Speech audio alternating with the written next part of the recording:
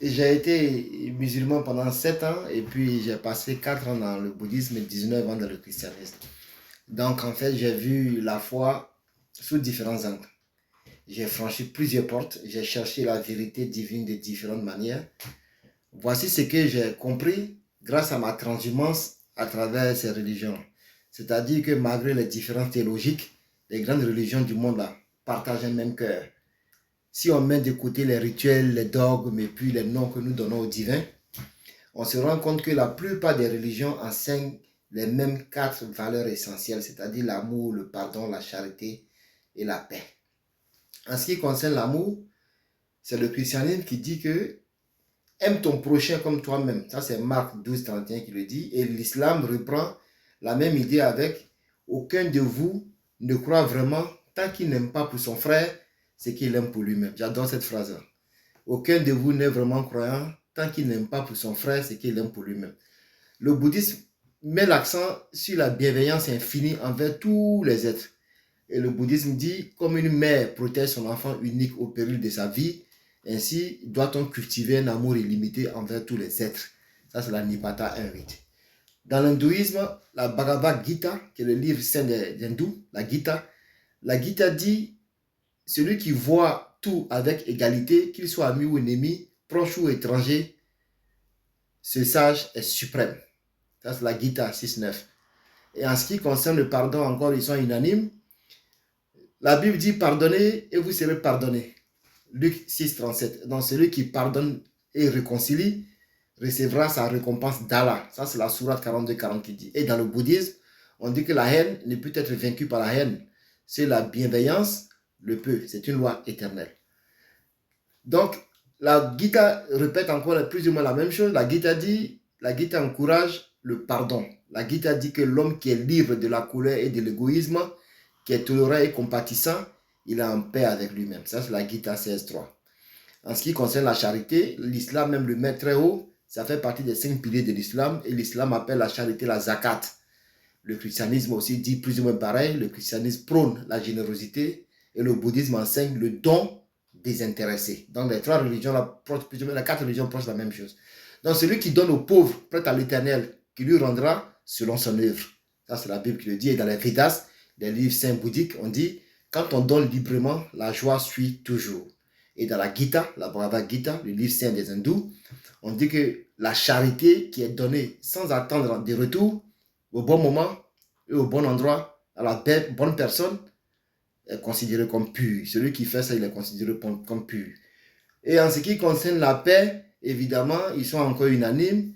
Même si l'histoire est marquée par des conflits religieux, au fond, toutes les grandes religions appellent la paix. La Bible dit, heureux les artisans de la paix, car ils seront appelés fils de Dieu. Matthieu 5.9. Et dans l'islam, on dit, j'adore cette phrase dans l'islam. Dans l'islam, on dit, et si ton ami s'incline à la paix, incline-toi toi aussi à la paix. Ça, c'est la sourate 8 à 61.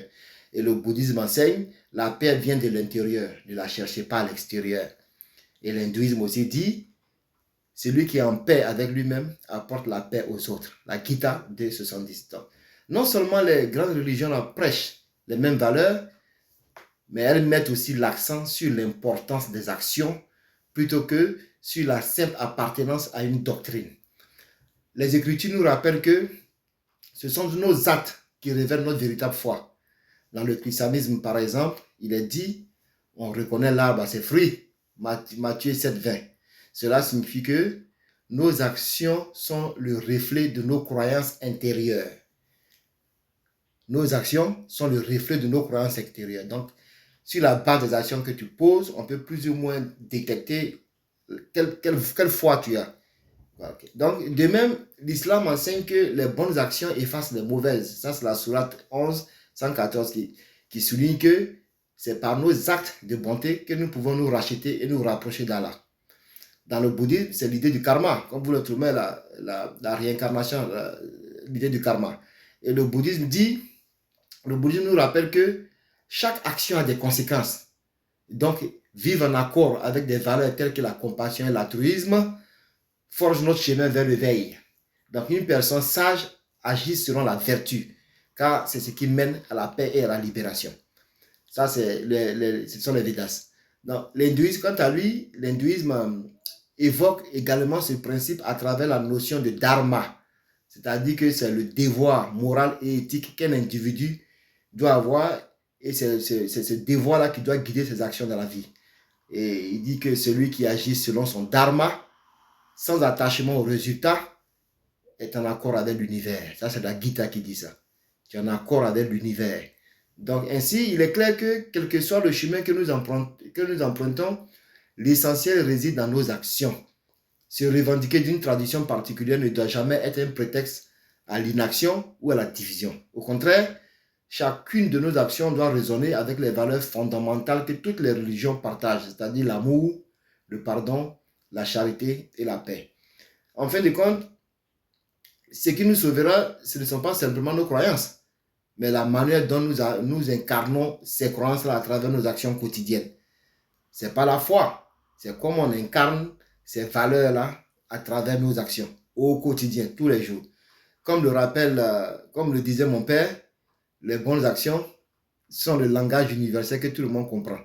Mon père disait ça toujours. Les bonnes actions, c'est un langage que tout le monde comprend. Donc, c'est en agissant avec bonté et compassion que nous pouvons construire un monde meilleur. Un monde où les différences de croyances s'effacent devant l'unité de nos valeurs humaines communes. Ça n'a rien à voir avec les chapelles, nos valeurs universelles communes. Alors, si toutes les religions prêchent l'amour et appellent à l'action, pourquoi nous nous laissons diviser? Pourquoi y a-t-il des guerres au nom de Dieu? Pourquoi sommes-nous autant attachés à nos chapelles au lieu de simplement être de bons citoyens, de bonnes personnes? Pourquoi ne pas être bons les uns envers les autres? Donc, à travers ma transhumance, j'ai compris que la morale ne dépend pas de la religion qu'on suit, mais de la manière dont on traite les autres. J'ai connu des chrétiens sans compassion, des musulmans sans compassion. J'ai connu beaucoup de chrétiens pieux, des musulmans bons, qui ont été justement jugés. J'ai connu des athées d'une immense bonté. Et les bouddhistes, très bons bouddhistes, toujours en lutte avec eux-mêmes, mais j'ai connu de très très bons bouddhistes. Donc le monde n'a pas besoin de plus de débats sur qui a raison. Ce dont le monde a besoin, c'est plutôt... Le monde a plutôt besoin des gens qui appliquent les valeurs qu'ils prétendent eux-mêmes défendre. Voici mon message. Donc peu importe ce en quoi vous croyez, chrétien, musulman, bouddhiste ou athée, pratiquez l'amour, montrez du pardon, donnez de façon altruiste, sans attendre en retour. Et puis travaillez pour la paix. Si nous pouvons tous nous accorder sur ces principes-là, nous avons déjà trouvé un terrain d'entente. C'est ce qui compte réellement, trouver un terrain d'entente où chacun trouve son espace. Nous n'avons pas besoin de croire aux mêmes choses pour construire un monde meilleur. Nous avons juste besoin de vivre selon les valeurs que toutes les grandes religions enseignent, c'est-à-dire le christianisme, l'islam, le bouddhisme et puis l'hindouisme. Ça, c'est le dieu Ganesh. Donc, tout cela enseigne la même chose. Et on n'a même pas besoin de se référer à ces grandes religions.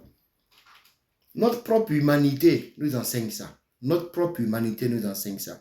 Quand vous voyez quelqu'un qui est dans la détresse, cherchez au fond de vous-même. Ne cherchez pas au fond de votre foi ou de votre religion. Cherchez au fond de votre humanité pour aider cette personne qui est en détresse. Merci.